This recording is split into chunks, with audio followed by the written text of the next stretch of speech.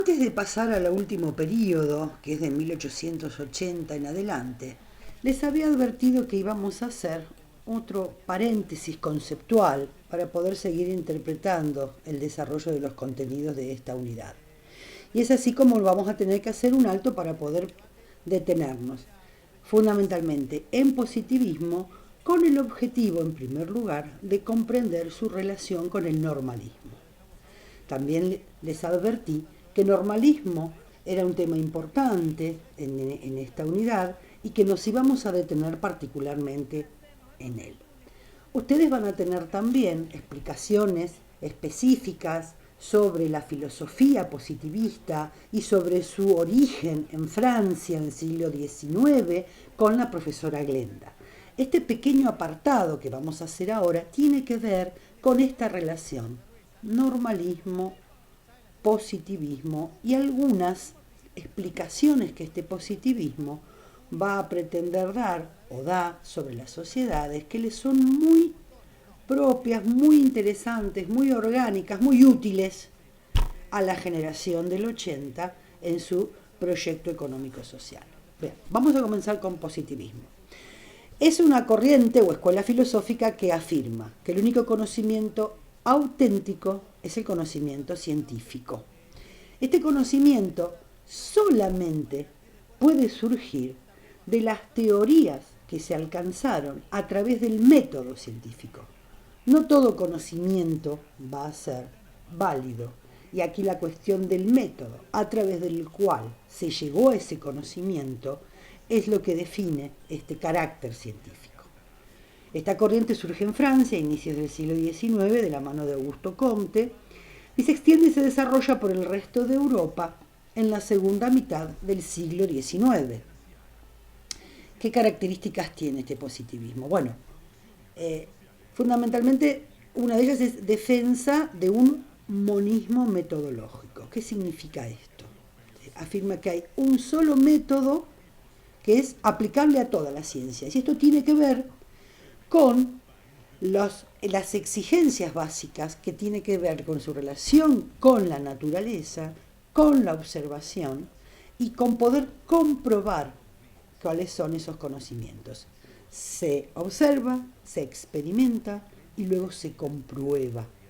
¿Sí? Ese método básico de esos pasos de experimentar, comprobar, tienen que ser aplicables a todas las ciencias. Esta explicación científica tiene que tener la misma forma en cualquier ciencia si es que ésta aspira a ser ciencia. Específicamente, el método de estudio de las ciencias físicas o naturales es lo que sí es posible hacer de esta manera. En la biología, la observación de los fenómenos biológicos, luego determinar cómo se cumplen, cómo se siguen observando y se comprueban que se vuelven a dar en determinadas condiciones de tal manera, es probable. El tema va a ser cuando el positivismo también, con su pretensión de que las disciplinas, si querían ser científicas, tenían que ajustarse a estos métodos, ¿sí?, obligó o llevó a corrientes a corrientes de pensamiento o a disciplinas, como la psicología, por ejemplo, a también cumplir con este objetivo. Tenía que tener la psicología un objeto de estudio observable.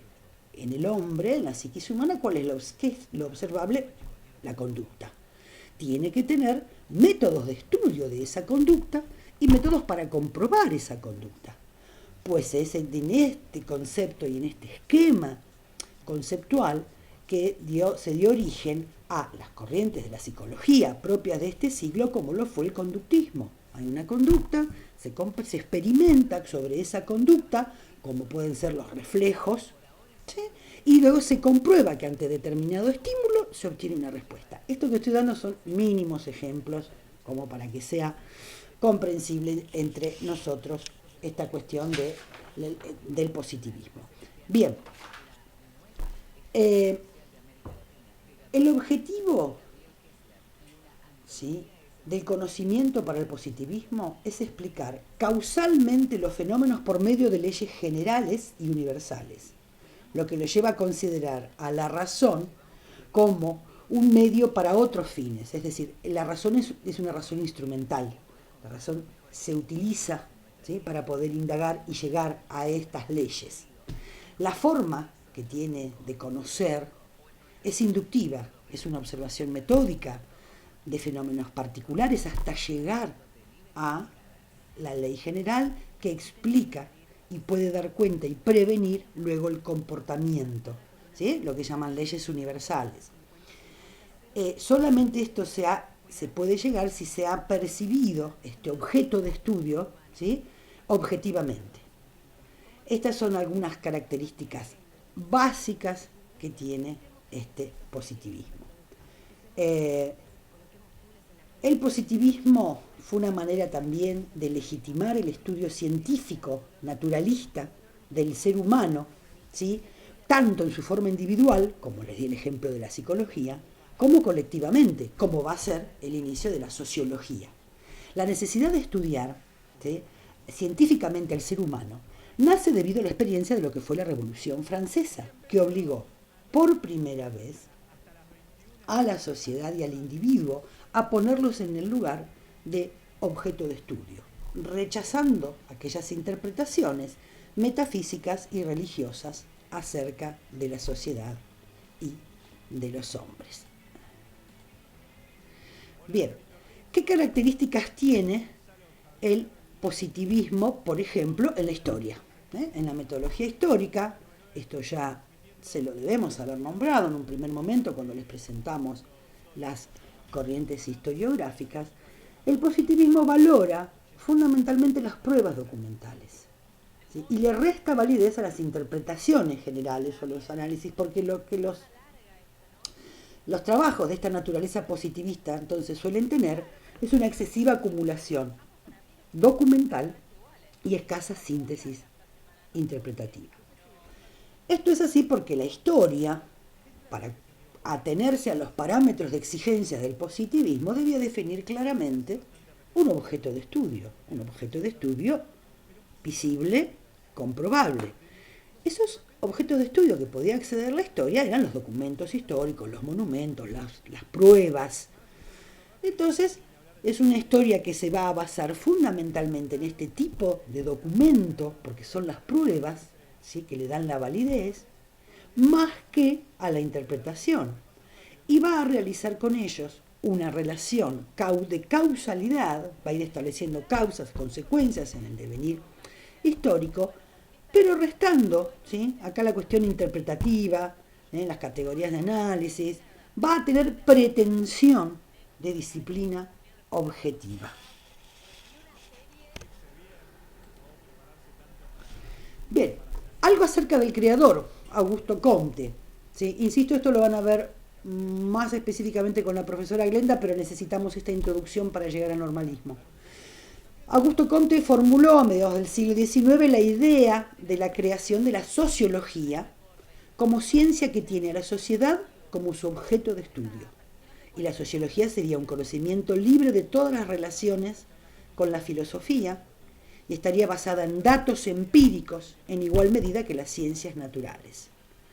Una de las propuestas más destacadas de esta posición de Comte es la de la investigación empírica para la comprensión de los fenómenos sociales y incluye dos conceptos interesantes y nuevos como son la estructura y el cambio social. Bien, a la vez el positivismo constituyó un fundamento ideológico que legitimó las relaciones de dominación entre países centrales y periféricos, pero también las que se establecieron entre sectores dominantes y entre clases subalternas, por ejemplo, en nuestro país. La justificación desde la biología, desde las condiciones de la naturaleza, desde cómo está conformado un cuerpo social biológicamente superior, de raza con mejores características, van a ser algunos de los elementos y de los argumentos para justificar relaciones de conquistador y conquistados, de dominador y dominados, y también de sectores sociales poderosos sobre los otros. Legitimó el dominio de la oligarquía sobre el resto de la población y se produjo una operación de naturalización, con estas justificaciones, de las diferencias individuales, desposeyéndola de cualquier connotación social.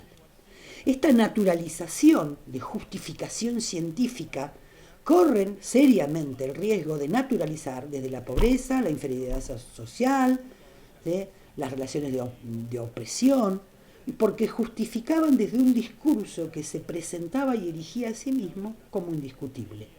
Las razas superiores, las tareas que cada parte de un órgano biológico debe hacer en forma distinta y para lo cual está preparada, por eso hay quienes solo deben trabajar y otros pueden y están preparados para gobernar. Lo preocupante también va a ser cómo entran fuertemente a justificar y legitimar, ¿sí?, ordenamientos, ubicaciones, disposiciones y clasificaciones, ¿sí?, dentro de la educación. Cómo van a dar fuerza a una fuerte rigidez basada justamente en el método. Pero sigamos en lo social todavía. El lema positivista, orden y progreso, que se va a erigir como circulante y como generador de una apuesta hacia el futuro a partir del 80, de 1880 en la Argentina, ¿sí?, va a dar la ecuación que hay que seguir para poder llegar a la civilización. Sobre esta ecuación, orden y progreso, se construyó un modelo social y biologicista cuyo ordenamiento se realizó en base a las capacidades naturales, las que se consideraban inmodificables. En esto, la visión sobre el gaucho, el carácter, ¿sí?, de inmejorable que se le adjudicó al poblador, ¿sí?, del campo, es uno de los ejemplos de esta justificación biologicista que va a ser la puerta de entrada que va a tener el positivismo en nuestro país en la dimensión social. En dicho contexto, la educación cumpliría la función de adaptar al medio, de adaptación al medio del sujeto, reforzando las diferencias estructurales, ¿sí? Hay un límite hasta donde va a llegar ese sujeto. Hay un límite en lo que puede aprender, tal o cual educando, aunque el método nos va a garantizar que haya una buena enseñanza.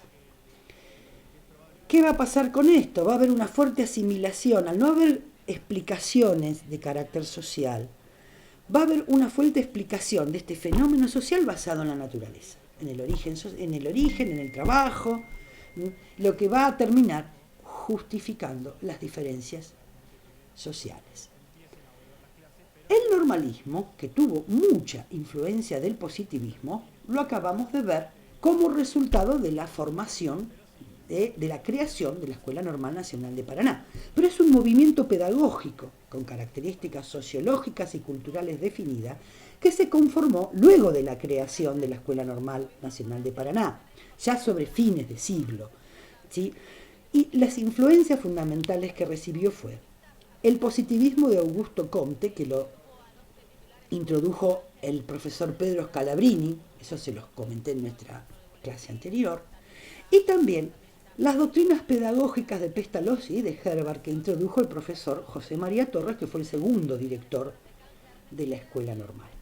En esta conjunción vamos a ver cómo el conocimiento científico, el método, las pautas de la clase, las partes de la clase, van a dar un ordenamiento en el cual debe desarrollarse con mayor éxito, ¿sí?, una clase y la enseñanza. En cuanto al positivismo, ¿cuáles son las influencias claras que se vieron en esta corriente pedagógica de carácter sociológico que es el normalismo? Esta influencia se reflejaba en una posición antimetafísica. El normalismo desechaba todo fundamento religioso y metafísico. Tenía devoción por el método, la norma, normativizar, que todo responda a una regla, a un sistema. Había una hostilidad hacia la teología y las justificaciones sobrenaturales, hacia exaltación de la ciencia y del método científico, y tenía una fuerte preocupación por el orden, la autoridad, la organización, la conducta social y lo práctico, el conocimiento práctico y útil, ¿sí? El enciclopedismo, abandono de las humanidades y de la tradición cultural local. Es decir, toda esta cultura de base humanística en relación al saber por el placer del saber, el conocimiento universal, ¿sí? No era tan útil ni tan necesario, ¿sí? Aunque había una fuerte cultura general en la enseñanza y en la formación de la maestra normal, pero todo lo que era tradición de la cultura local no era lo que más se realizaba en el normalismo. Y las influencias que se reconocen en el normalismo de Pestalozzi y de Herbart tiene que ver con los principios pestalozzianos en forma de las reglas didácticas que él elaboró y los pasos formales de Herbart sobre los requisitos de cómo es una buena lección. ¿Sí? Fíjense que hay un fuerte acento puesto en los procedimientos que ha de seguir un maestro, ¿sí? Dentro del marco de la psicología asociacionista. Esto también es una tradición muy fuerte dentro del normalismo, como, ¿sí? Los sentidos son fundamentales tenerlos desarrollados, atentos y asociados. El normalismo argentino tenía una concepción didactista basada en los moldes del metodismo, esta insistencia con el método, ¿no? De concepciones didácticas basadas en principios racionales y científicos. Y tuvo la pretensión, muy propia también de la época, de organizar científicamente la enseñanza, con preceptos claros y racionales, armonizados unos con otros.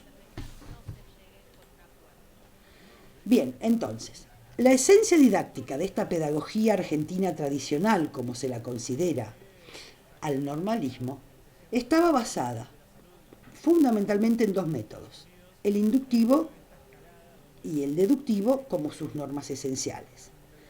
El método inductivo es aquel que parte de observación o análisis de fenómenos o objetos particulares para llegar luego a una conclusión, a una ley, a una afirmación general. El método deductivo, inversa, es partiendo de una afirmación general, ¿sí? Luego se analizan fenómenos u objetos particulares que respondan a esa ley y de esa manera se va comprobando. Esto como un método básico de la enseñanza, con dos procedimientos, uno analítico, que es, ¿sí?, desmenuzar, abrir, separar en partes para poder comprender, y luego uno sintético que vuelve, ¿sí?, a la totalidad como medio de desarrollo. Estos dos procedimientos de una explicación en una clase, hecho a través de dos formas básicas también, que es la interrogativa y la expositiva para el trabajo del maestro frente a los alumnos. Esta manera de pensar la clase, la enseñanza, daba como resultado planes de trabajo y programas de clases muy detallados, muy analíticos, todos los temas que hay que ver, en las partes de la clase en las que se tiene que desarrollar. Dieron como resultado carpetas didácticas donde los docentes desarrollaban con minuciosidad todos los temas de la enseñanza y las partes de la clase en las que se iban a dar. Eran los cuadernos de tópicos cotidianos, el día a día de la clase, que estaba fiscalizado no solo por los directores, sino también por los inspectores. ¿Qué función cumplió el normalismo, sobre todo en las primeras décadas, en la educación argentina? Los normalistas cumplieron dentro de su esfera de acción los objetivos políticos de la clase dirigente, que fue modificar el contexto sociocultural y étnico del país. Ellos fueron herederos del discurso sarmientino sobre la educación, erradicar la barbarie, redimir de la barbarie al país en aras de la civilización. Frente al indio muerto, al gaucho dominado y al inmigrante rebelde, y pese a la profundización del desarrollo desigual de la sociedad, ¿sí?, los sentidos de Sarmiento seguían aún presentes. No se iba a desarrollar el pensamiento económico sarmientino en la generación del 80, tampoco el alberdiano. Sin embargo, hay algunos elementos de esta generación, sobre todo los de Sarmiento, en lo que va a ser la instrucción pública y la necesidad de la escuela como institución garante de esta instrucción pública, van a seguir presentes. La idea de necesidad de un orden moderno, de una civilización y de la erradicación de la barbarie como herencia sarmientina va a seguir presente. Hay un mandato entonces, que se considera un mandato sarmientino, que eran las palabras de Sarmiento. ¿Sí? No cumplir con ese mandato significaba el caos de la barbarie, el conservadurismo católico más retrógrado, aquello que nos iba a llevar nuevamente al atraso o mantenernos en aquello que se pretendió erradicar, que fue, ¿sí?, el periodo de Rosas. La contradicción que se presentaba, ¿sí?, era con el tema del inmigrante. El educacionismo liberal consideraba al inmigrante como integrante de este proyecto pedagógico. Recuerden que había que traer, ¿sí?, inmigrantes, como había explicado Alberdi, para que fueran el contagio, para que fueran el ejemplo, para que trajeran de raíz la civilización, el avance, la industria. Tenemos que traer inmigrantes para que sean la mano de obra preparada, industriosa, alfabetizada, pero, ¿sí?, en esto nos ayuda el análisis Maristela Vampa, con el inmigrante imaginario y el inmigrante ideal, cuando nos explica eso. Los inmigrantes que llegaron eran portadores de su cultura y su estilo de vida, ¿sí?, y ayudarían a imponer la civilización sobre la barbarie. Eso quería Sarmiento, eso había dicho Alberti. Los que vinieron no respondían a ese modelo y generaron un nuevo tipo de problema y otro nuevo tipo de fenómeno, que fue que ellos pasaron a ser un nuevo tipo de barbarie, a la cual también había que civilizar. Lejos de ser considerado un factor de civilización, la mayoría de los inmigrantes fue considerada una nueva especie de barbarie, en los términos culturales, y de ser un educador, como se había pensado, pasó a ser un educando. Fue sentado en el banquillo de los acusados como un nuevo tipo de barbarie al que hay que civilizar. Y este desfasaje entre el inmigrante real y el inmigrante imaginario también va a ir llenando de significados a este discurso de la instrucción pública en un proyecto que se va a consolidar sobre ya los 80 y que va a ser, ¿sí?, nuestro sistema educativo articulado al Estado Nacional. Bien, nos vemos entonces, ya seguimos teniendo en cuenta estas aclaraciones en la próxima clase.